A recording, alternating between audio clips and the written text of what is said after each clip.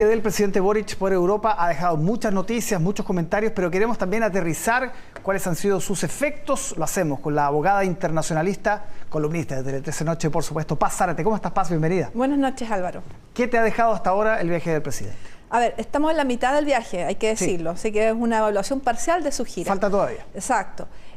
Bueno, lo más importante era la CELAC. De hecho, lo más imprescindible de este viaje era la CELAC, esta reunión que hace 8 años que no se realizaba, este encuentro entre la Unión Europea y los países de América Latina y el Caribe. Tiene mucho valor. Yo creo que estamos todos asustados por la guerra en Ucrania, de tener un nuevo encuentro entre el bloque europeo y América Latina y el Caribe.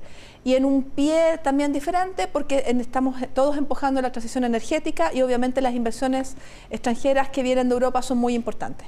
Así que desde ese punto de vista, Chile ya iba en un buen pie debido a que tiene un acuerdo que ya está, la modernización de su acuerdo que ya está cerrado.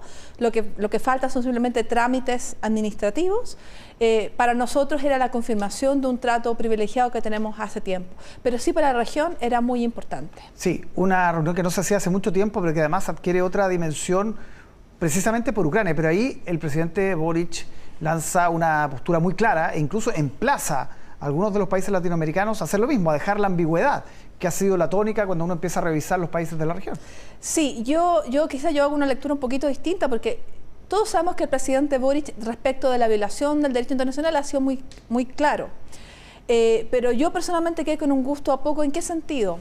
No es lo mismo violar el derecho internacional, un tratado de comercio, etcétera, que las atrocidades y crímenes contra la humanidad que están ocurriendo en Ucrania. Violaciones de mujeres, el bombardear infraestructura civil. Entonces, violenta la conciencia de la humanidad. No es solamente que se viole una norma.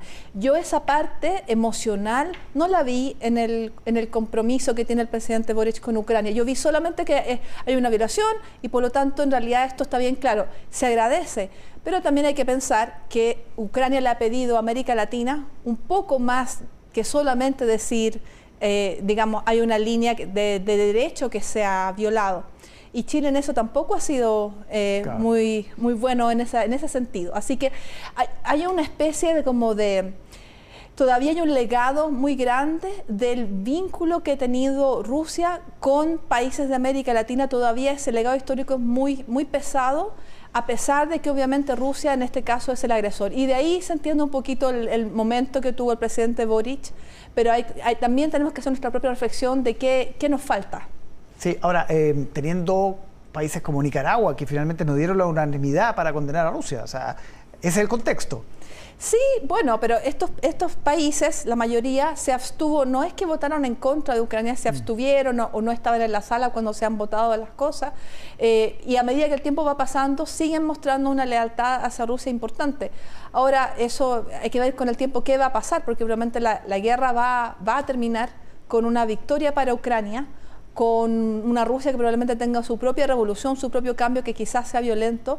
Esas lealtades no sé cómo van a jugar. Y por lo demás, quienes le están expresando lealtades son dictadores. Nicaragua es una dictadura, Venezuela es una dictadura, y así. Y Cuba. Y Cuba también. Sí, veamos los aspectos más de política interna que también han marcado este viaje, ¿no? Que tiene que ver sobre todo con los 50 años del golpe de Estado, este acto, ¿no? En España, este día sábado, con el juez Garzón como protagonista y también este llamado hasta ahora que no ha tenido una gran recepción respecto a todos los partidos políticos ponerse de acuerdo en una suerte de mínimos comunes respecto a los golpes de Estado. ¿Cómo leíste esa parte? Sí, bueno, yo creo que todos nos sorprendió que esta especie de llamado se hiciera en una entrevista con una cadena de radio española y que quizá esa no era la forma de hacerlo y que eso coincidiera también con este evento que se realiza, se diseña para algo bien importante porque es parte de los actos de los 50 años y sin embargo no se hizo con toda la coordinación debida porque lo que aparece del pronunciamiento del canciller Van Claveren es que él no sabía. Sí, y no, se desmarca. Él no sabía y a uno le lleva a pensar que hay una especie de cancillería paralela que toma las decisiones de un evento tan importante y tan simbólico porque dentro de Europa nuestro partner más cercano siempre ha sido España. Nuestro vínculo con los derechos humanos, no solamente de ahora, sino de antes de la Guerra Civil Española, es España.